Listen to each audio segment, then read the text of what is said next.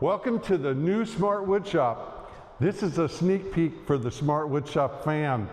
This brand new space, this huge cavernous space, I'm going to tell you a little bit about, but again, it's a sneak peek.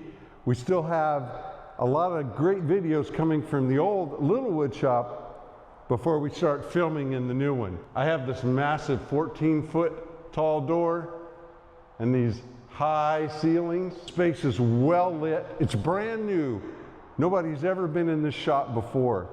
And it's not only well lit, nice and bright, but it's also conditioned space, so no more being overheated or cold. So now the Smart Woodshop is back inside out of the elements, as well as the F-150. No more out there baking in the sun. And look up there, I have another 800 feet of loft that I haven't even figured out what I'm going to do with it yet.